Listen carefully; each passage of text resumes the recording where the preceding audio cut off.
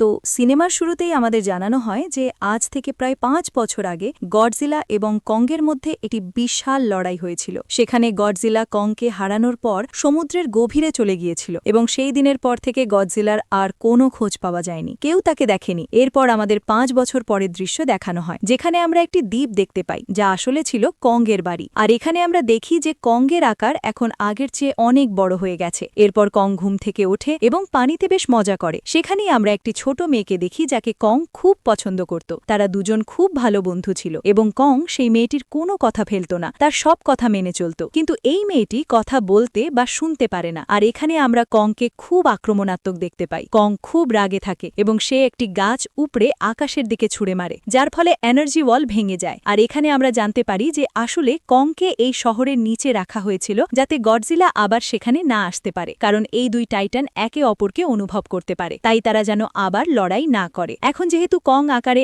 আগের চেয়ে অনেক বড় হয়ে গিয়েছিল, তাই সিদ্ধান্ত নেওয়া হয় যে তাকে এখান থেকে অন্য কোথাও সরিয়ে দেওয়া হবে। এরপর আমাদের একটি ছেলেকে দেখানো হয় যে একটি কোম্পানির জন্য কাজ করত এবং সে মূলত একজন হ্যাকারও ছিল। আর যে কোম্পানিতে সে কাজ করত তারা বেশ আধুনিক জিনিস তৈরি করত, যেমন মেশিন, রোবট ইত্যাদি। কিন্তু সেই হ্যাকারের তার কোম্পানির ওপর কিছুটা সন্দেহ হয় যে কোম্পানি এমন কিছু তৈরি করছে যা করা উচিত নয়। তাই সে কোম্পানির সমস্ত ডেটা হ্যাক করে নেয়, যার ফলে সে জানতে পারে যে এই কোম্পানি একটি বেশ বড় জিনিস হংকংয়ে সরিয়ে নিয়ে যাচ্ছে। কিন্তু তখনই সেখানে অ্যালার্ম বাজতে শুরু করে এবং এটি ছিল গডজিলার আসার অ্যালার্ম। দেখতে দেখতে গডজিলা সমুদ্র থেকে বেরিয়ে আসে। বাইরে এসেই সে সবকিছু ধ্বংস করতে শুরু করে। কেউ বুঝতে পারছিল না যে গডজিলা কেন সবাইকে মেরে ফেলছে, কারণ সে তো এমন একজন টাইটান যে মানুষকে বাঁচায়, তাদের জীবন রক্ষা করে। এখানে আমরা জানতে পারি যে গডজিলার একটি শক্তি আছে এবং সেই শক্তি হলো নিউক্লিয়ার শক্তি। আর গডজিলা তার নিউক্লিয়ার শক্তি ব্যবহার করে পুরো কোম্পানিটিকে ধ্বংস করে দেয়। এরপর এই খবর সারা বিশ্বে ছড়িয়ে পড়ে যে গডজিলা এসে গেছে, কিন্তু এবার সে বদলে গেছে, আগের মতো নেই। অর্থাৎ আগে সে মানুষকে বাঁচাতো, কিন্তু এখন সে আক্রমণাত্মক এবং রাগের সবাইকে মেরে ফেলছে। কোম্পানির মালিক খবরে সবাইকে বলছিলেন যে তাদের কোম্পানি একটি প্রজেক্ট নিয়ে কাজ করছে এবং তারা খুব শীঘ্রই এমন একটি ডিভাইস তৈরি করতে সক্ষম হবে যার মাধ্যমে গডজিলার মোকাবিলা করা যেতে পারে। এই খবরটি একটি মেয়েও দেখে যার নাম ম্যাডিসন, কিন্তু এখানে ম্যাডিসন এই কথা মানতে রাজি হয় না যে গডজিলার রাগে এসেছে, কারণ সে গডজিলাকে খুব ভালোভাবে চিনত। তাই সেই খবরটিকে কেবল বাজে কথা মনে করে, কারণ তার বিশ্বাস ছিল যে গডজিলা কখনো কারোর ক্ষতি করতে পারে না, বরং সে মানুষের সাহায্য করে, তাদের জীবন রক্ষা করে। ম্যাডিসন তার বাবার কাছে গিয়ে তাকে বোঝানোর চেষ্টা করেন যে দেখো বেটা, এই সমস্ত প্রাণী, এই সমস্ত টাইটেন মানুষের মতোই হয়, অর্থাৎ তাদের মেজাজ পরিবর্তন হতে পারে। এখন দেখো গডজিলাও বদলে গেছে এবং সে মানুষকে মেরে ফেলছে। এরপর ম্যাডিসন সেখান থেকে চলে যায় এবং সে সেই হ্যাকারের অনলাইন অডিও শোনে। সেই হ্যাকার আসলে গডজিলা সম্পর্কে একটি অনলাইন অডিও আপলোড করে। এখানে ম্যাডিসন সিদ্ধান্ত নেয় যে সে গিয়ে সেই হ্যাকারের সাথে দেখা করবে এবং তার কাছ থেকে সব কথা জিজ্ঞেস করবে যে আসলে ব্যাপারটা কি, গডজিলা কেন আক্রমণাত্মক হয়ে উঠেছে এবং সে কেন সেই কোম্পানিটিকে ধ্বংস করেছে। এরপর কোম্পানির মালিক একজন সিনিয়র ডাক্তার নেথানের সাথে দেখা করেন। ডাক্তার নেথান আসলে একজন বিজ্ঞানীও। কোম্পানির মালিক ডাক্তার নেথানকে বলেন যে তার হলো আর্থ ধারণাটি একেবারে সঠিক ছিল এবং এটি সেই জায়গা যেখানে টাইটানরা জন্ম নেয়। আসলে ডাক্তার নেথান একটি বই লিখেছিলেন যেখানে তিনি লিখেছিলেন যে মাটির নিচে আরও একটি পৃথিবী আছে যার নাম হলো হলো আর্থ। এটি লুকানো এবং কারো চোখে পড়ে না। আর আসলে এই হলো আর্থ হল টাইটানদের শক্তির উৎস। সেখানেই কোম্পানির মালিক ডাক্তার নেথানকে আরও একজন লোকের সাথেও পরিচয় করিয়ে দেন। কোম্পানির মালিক ডাক্তার নেথানকে জানান যে তারা হলো আর্থের ভেতরে শক্তির একটি উৎস খুঁজে পেয়েছে। এখন এখানে আমরা এই কথাটি জানি না যে হলো আর্থ আসলে কোথায় বিদ্যমান। হলো আর্থ আসলে আমাদের পৃথিবীর নিচে এবং আমরা যেমন সূর্য থেকে শক্তি নিই, ঠিক তেমনি হলো আর্থের মধ্যে একটি শক্তির উৎস আছে যেখান থেকে এই সমস্ত টাইটান শক্তি নেয়। আর যদি এই লোকেরা সেই শক্তির উৎস খুঁজে বের করতে সফল হয় তবে তারা গডজিলার সাথেও মোকাবিলা করতে পারবে। ডাক্তার নেথান তাদের জিজ্ঞেস করেন যে আমরা সেই হলো আর্থ পর্যন্ত যাব কিভাবে, কারণ কয়েক বছর আগে আমার ভাইও সেখানে যাওয়ার চেষ্টা করেছিল, কিন্তু সে যেতে পারেনি এবং মারা গিয়েছিল। এখানে আমরা এই কথাও জানতে পারি যে হলো আর্থে কোনো মাধ্যাকর্ষণ শক্তি নেই, তাই সেখানে সবকিছু বাতাসে উড়তে থাকে। এর উত্তরে ডাক্তার নেথান কোম্পানির মালিককে বলেন যে আপনাকে এই বিষয়ে চিন্তা করার দরকার নেই, কারণ আমাদের কোম্পানি একটি অ্যান্টি গ্র্যাভিটি গাড়ি তৈরি করেছে যার সাহায্যে আমরা সেখানে অর্থাৎ হলো আর্থে যাব। কোম্পানির মালিক এই কথাও জানান যে প্রতিটি টাইটানের একটি ক্ষমতা থাকে যার সাহায্যে প্রতিটি টাইটান তার বাড়ি খুঁজে নিতে পারে, তাই আমাদের কং এর সাহায্য নেওয়া উচিত। এরপর ডাক্তার নেথান তার এক বন্ধুর সাথে দেখা করেন যিনি একজন ডাক্তারও ছিলেন এবং এই মহিলা ডাক্তার কং এর দেখভাল করতেন। ডাক্তার নেথান সেই মহিলা ডাক্তারকে বোঝানোর চেষ্টা করেন যে আমাদের কংকে তার বাড়িতে পাঠানো উচিত এবং তার বাড়ি হলো হলো আর্থ, কারণ আমরা তাকে বেশি সময়ের জন্য এখানে রাখতে পারি না, এবং যদি সে এখান থেকে বাইরে বের হয় তবে গডজিলা তার উপর আক্রমণ করবে। তাই কং শুধুমাত্র হলো আর্থেই নিরাপদ থাকতে পারে।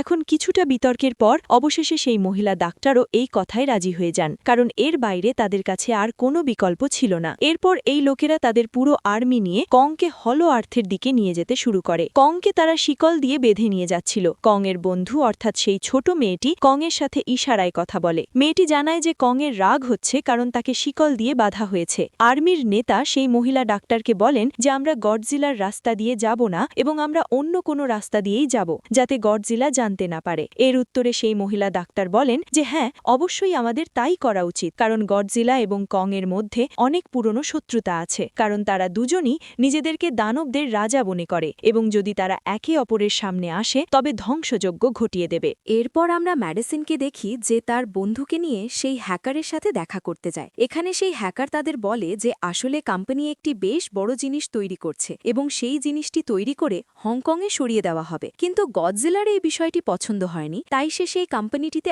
আক্রমণ করে তাকে ধ্বংস করে দিয়েছে। এরপর আমরা দেখি যে কং এর জাহাজে অ্যালার্ম বাজতে শুরু করে। সেই মেয়েটি মহিলা ডাক্তারকে বলছিল যে গডজিলা আসছে। ডাক্তার নেথেন বলেন যে এখন যেহেতু গডজিলা বাইরে আসছে তাই আমাদের কংকেও মুক্ত করে দেওয়া উচিত, অর্থাৎ তার শিকল খুলে দেওয়া উচিত, যাতে সে গডজিলার মোকাবিলা করে আমাদের সবাইকে বাঁচাতে পারে। আর এখন অবশেষে গডজিলা বাইরে চলে আসে যে একটি জাহাজ ধ্বংস করতে করতে তাদের দিকে এগিয়ে আসছিল। যখন কং জানতে পারে যে গডজিলা আসছে তখন সে জোরে চিৎকার করতে শুরু করে, কিন্তু তাকে তো শিকল দিয়ে বাঁধা হয়েছিল। এরপর এই লোকেরা গডজিলার উপর রকেট এবং মিসাইল দিয়ে আক্রমণ করে, যার কোনো প্রভাব গডজিলার উপর পড়ে না। তাদের যে প্লেনগুলো ছিল গডজিলা সেগুলোকেও ধ্বংস করে দেয়। আর এখন গডজিলা কং এর জাহাজের দিকে এগিয়ে যাচ্ছিল। গডজিলা তাদের সমস্ত জাহাজ ধ্বংস করে দেয় এবং এখানে গডজিলা তাদের জাহাজটি উল্টে দেয়, যার ফলে কং এবং বাকি লোকেরা সমুদ্রে ডুবে যেতে শুরু করে। এরপর তারা কং এর শিকল খুলে দেয় যাতে কং গডজিলার মোকাবিলা করে তাদের সবাইকে বাঁচায়। এরপর গডজিলা এবং কং এর মধ্যে বিশাল লড়াই হয়, যার ফলে কং গডজিলাকে সমুদ্রের অনেক গভীরে ছুঁড়ে ফেলে দেয়। এরপর সে উল্টে যাওয়া জাহাজটিকে সোজা করে যাতে সবার জীবন বাঁচানো যায়, কিন্তু গডজিলা আরও একবার ওঠে এবং সে সেই জাহাজের দিকে যাচ্ছিল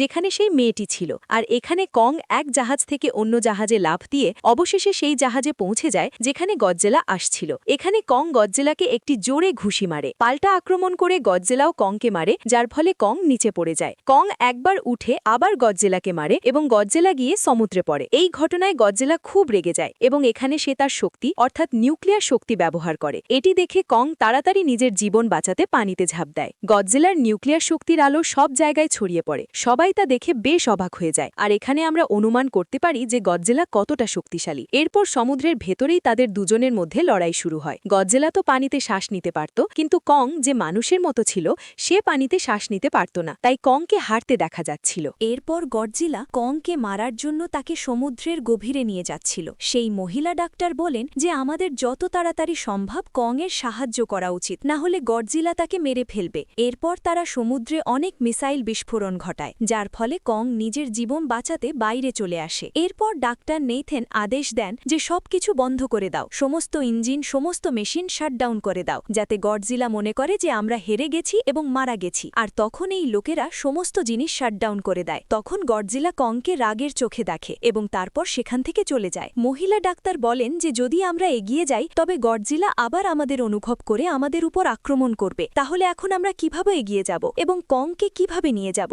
এর উত্তরে ডাক্তার নেথেন বলেন যে আমরা কংকে উড়িয়ে নিয়ে যাব। অন্যদিকে আমরা দেখি যে ম্যাডিসন তার বন্ধুদের সাথে সেই কোম্পানিতে ঢুকে পড়েছে এটা পরীক্ষা করার জন্য যে এই কোম্পানিটি আসলে কোন জিনিস তৈরি করছে যার উপর গডজিলা রেগে গিয়ে আক্রমণ করেছে। সেখানে সেই লোকেরা একটি গোপন অস্ত্র খুঁজে পায়। এরপর যেমনই সেই লোকেরা ডিমগুলো খুঁজে পায় তাদের দরজা লক হয়ে যায়। আসলে যেখানে তারা লক হয়ে যায় সেটি একটি মেশিন যা এই লোকদের ডিম সহ খুব দ্রুত হংকংয়ে নিয়ে যাচ্ছিল। এরপর আমরা দেখি যে হেলিকপ্টারের মাধ্যমে পুরো আর্মি কংকে হলো আর্থের কাছে পৌঁছে দিতে সফল হয়। তারা কংকে বলে যে সে যেন হলো আর্থের গুহায় চলে যায়, কিন্তু কং সেখানে যেতে অস্বীকার করে। এরপর এই লোকেরা সিদ্ধান্ত নেয় যে তারা সেই মেয়েটির মাধ্যমে কংকে বলবে যে সে যেন সেখানে চলে যায়, কারণ কং সেই মেয়েটির কোনো কথা ফেলত না। সাথে কংকে এই কথাও বলা হবে যে তার পরিবারও সেখানে আছে, তার মতো আরও প্রাণী সেখানে আছে। আর এখানে কং সেই গুহায় যাওয়ার জন্য রাজি হয়ে যায়। আর এখানে কং সেই হলো আর্থের গুহায় চলে যায় এবং এই লোকেরাও তাদের অ্যান্টি-গ্র্যাভিটি গাড়ির সাহায্যে কংয়ের পিছু পিছু যায়। হলো আর্থ ছিল এক অন্য ধরনের পৃথিবী। এখন যেহেতু সেই লোকদের কাছে অ্যান্টি-গ্র্যাভিটি গাড়ি ছিল, তাই তাদের জীবন বেঁচে যায়। আর হলো আর্থে বিভিন্ন ধরনের দানবও ছিল, আর তখনই একটি উড়ন্ত দানব তাদের অ্যান্টি-গ্র্যাভিটি গাড়িতে আক্রমণ করে। সেই দানবটি সেই মেয়েটির ওপরও আক্রমণ করতে যাচ্ছিল, কিন্তু কং সেই দানবটিকে ধরে ফেলে এবং তাকে মেরে ফেলে, আর পরে সেই দানবটির মাথা ধড় থেকে আলাদা করে দেয়। এরপর কং দ্রুত এগিয়ে যেতে শুরু করে, আর বাকি সবাইও কংয়ের পিছু পিছু যায়। এখন হলো আর্থে মাধ্যাকর্ষণ শক্তি না থাকার কারণে সেখানকার সমস্ত পাথর বাতাসে উঠছিল। ম্যাডিসন এবং তার বন্ধুরা হংকংয়ে পৌঁছে যায় এবং এখানে সেই লোকেরা সেই কোম্পানির গোপন অস্ত্রের কথা জানতে পারে।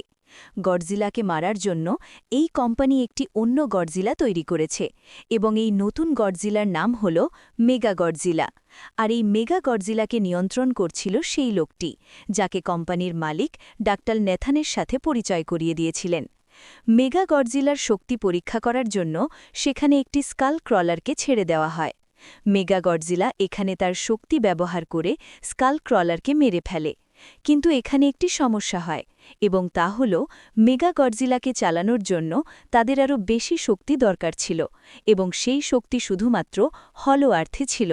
আর এই কারণেই কোম্পানির মালিক সেই শক্তির উৎস খুঁজছিলেন, যাতে তিনি মেগা গডজিলাকে আবার জীবিত করতে পারেন।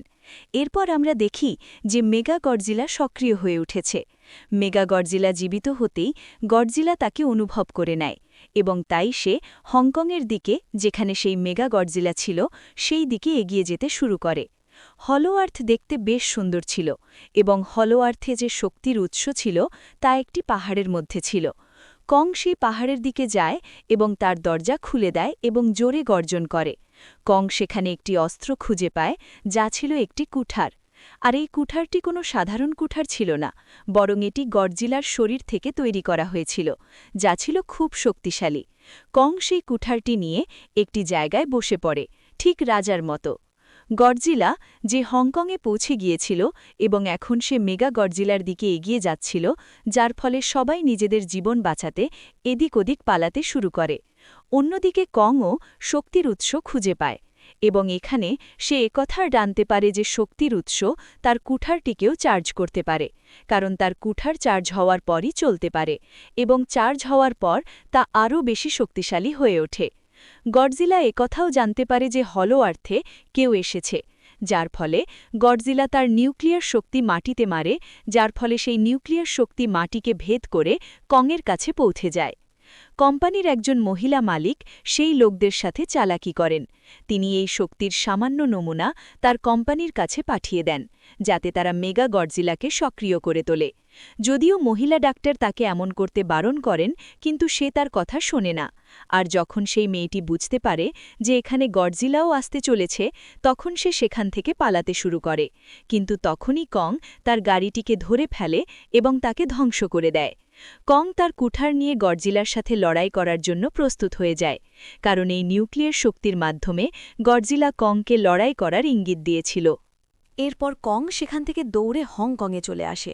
কং গডজিলার উপর আক্রমণ করে, কিন্তু ভুলবশত তার সেই কুঠারটি একটি বিল্ডিংয়ে আটকে যায়, আর সুযোগের সদ্ব্যবহার করে গডজিলা কংকে নিচে ফেলে দেয়। আর এখানে তাদের দুজনের মধ্যে দারুণ লড়াই হয়। গডজিলা কয়েকবার তার নিউক্লিয়ার শক্তি ব্যবহার করে কংকে মারার চেষ্টা করে, কিন্তু কং সাহসের সাথে মোকাবিলা করে প্রতিবার বেঁচে যায়। এরপর কং তার কুঠার দিয়ে গডজিলার উপর আক্রমণ করে তাকে আহত করে দেয়, যার ফলে গডজিলা রেগে যায় এবং সে তার নিউক্লিয়ার শক্তি ব্যবহার করে কংকে দূরে ছুঁড়ে মারে। কিন্তু কং তার কুঠারের সাহায্যে সেই শক্তিকে নিজের দিকে আসতে বাধা দেয়। তাদের দুজনের মধ্যে বেশ কিছুক্ষণ লড়াই চলতে থাকে। এখন যেহেতু গডজিলা বেশ শক্তিশালী ছিল, তাই কংকে হারতে দেখা যাচ্ছিল। গডজিলা কংকে আহত করে সেখানেই ফেলে দেয় এবং তার বুকের ওপর পা রেখে জোরে গর্জন করতে শুরু করে। তাকে দেখে কংও জোরে গর্জন করতে শুরু করে, আর তখনই গডজিলা কংকে ছেড়ে সেখান থেকে চলে যেতে শুরু করে। আমরা দেখি যে কোম্পানির মালিক সেই শক্তির উৎস খুঁজে পেয়েছিলেন, যার মাধ্যমে তিনি মেগা গডজিলাকে জাগিয়ে তোলেন। এখানে আমরা জানতে পারি যে মেগা গডজিলা গডজিলার চেয়ে অনেক বেশি শক্তিশালী এবং আকারেও অনেক বড়। কিন্তু এখানে মেগা গডজিলা সবকিছু নিজের নিয়ন্ত্রণে নিয়ে নেয়। তাই মেগা গডজিলা সবার আগে কোম্পানির মালিককে মারে এবং পরে তার সহকারীকেও মেরে ফেলে। এরপর মেগা গডজিলা দেওয়াল ভেঙে বাইরে চলে আসে। গডজিলা যখন মেগা গডজিলাকে দেখে তখন সে তার সাথে লড়াই করার জন্য এগিয়ে যায় এবং তাদের দুজনের মধ্যে বেশ লড়াই হয়। এখন যেহেতু মেগা গডজিলা বেশ শক্তিশালী ছিল, তাই গডজিলাকে হারতে দেখা যাচ্ছিল। মেগা গডজিলাকে খুব মারে এবং তাকে নিচে ফেলে দেয়। ম্যাডিসন এবং সেই হ্যাকার মেগা গডজিলার শক্তি বন্ধ করার চেষ্টা করে, কিন্তু সেখানে সমস্ত মেশিনে কোড লাগানো ছিল। অন্যদিকে আমাদের কংকে দেখানো হয়, যে লড়াইয়ের কারণে বেশ আহত হয়েছিল এবং তার অবস্থা বেশ খারাপ ছিল এবং সে প্রায় মরতে বসেছিল। সেই মেয়েটি কংয়ের হৃদস্পন্দন শোনে এবং সবাইকে জানায় যে কংয়ের হৃদস্পন্দন ধীরে ধীরে কমে আসছে। এর উত্তরে ডাক্তার নেথেন বলেন যে কংকে বাঁচানোর জন্য আমাদের তাকে একটি বেশ বড় বৈদ্যুতিক শক দিতে হবে, আর এই লোকেরা কংকে সেই অ্যান্টিগ্র্যাভিটি গাড়ি দিয়েই শক দেয়, যার ফলে কং একটি বড় ধাক্কা খায় এবং সে আবার উঠে দাঁড়ায়। সেই মেয়েটি ইশারায় কংকে বলে যে দেখো, গডজিলা আমাদের শত্রু নয়, সে আমাদের বন্ধু, তাই যাও এবং তাকে সাহায্য করো। তখন কং গডজিলাকে বাঁচানোর জন্য চলে যায়।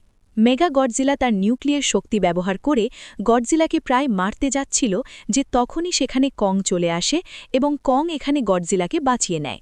গডজিলা সাথে সাথেই বুঝে যায় যে আমার এবং কংয়ের একসাথে লড়াই করা উচিত। কিন্তু মেগা গডজিলা এত বেশি শক্তিশালী ছিল যে সে তাদের দুজনের ওপর ভারী পড়ছিল। কং তার কুঠারটি দেখতে পায়, কিন্তু সমস্যার কথা হল যে সেটি চার্জ করা ছিল না। কিন্তু কং তবুও সেই কুঠার দিয়ে মেগা গডজিলার ওপর আক্রমণ করে। কিন্তু মেগা গডজিলা কংকে মারে এবং সে কংকে প্রায় মারতে যাচ্ছিল যে তখনই কং তাকে এমন করতে বাধা দেয়। এখন যেহেতু ম্যাডিসন এবং সেই হ্যাকার সেই মেশিনটি বন্ধ করতে পারছিল না, যার মাধ্যমে মেগা গডজিলার শক্তি কমানো যায়, তাই তারা রাগে এসে সেই মেশিনে পানি ঢেলে দেয়, যার ফলে মেগা গডজিলা কিছুক্ষণের জন্য বন্ধ হয়ে যায়। আর এই সুযোগের সদ্ব্যবহার করে গডজিলা তার নিউক্লিয়ার শক্তির মাধ্যমে কংয়ের সেই কুঠারটিকে চার্জ করে দেয়। আর এখন কংয়ের কাছে শক্তি এসে গিয়েছিল, তাই সে মেগা গডজিলাকে ধ্বংস করে দেয়, তার হাত পা ভেঙে দেয় এবং তার শরীরের সমস্ত অংশ আলাদা আলাদা করে দেয়। আর শেষে সে মেগা গডজিলার মাথা উপড়ে ছুঁড়ে ফেলে দেয়। এখন যেহেতু মেগা গডজিলা মারা গিয়েছিল, তাই সবকিছু স্বাভাবিক হয়ে যায়। কিন্তু তখনই গডজিলা আবার উঠে দাঁড়ায় এবং কং ও তার কুঠার নিয়ে গডজিলার সাথে লড়াই করার জন্য প্রস্তুত হয়ে যায়। এখন যেহেতু তারা দুজন একে অপরের সাহায্য করেছিল, তাই তারা লড়াই করে না। গডজিলা যেখান থেকে এসেছিল সেই সমুদ্রে ফিরে যায়, আর অন্যদিকে কং এখন চিরতরে হলো আর্থে চলে গেছে। আর কং সেই ছোট মেয়েটিকেও নিজের সাথে সেখানে নিয়ে গেছে। আর এর সাথেই এই সিনেমাটির এখানেই সমাপ্তি ঘটে।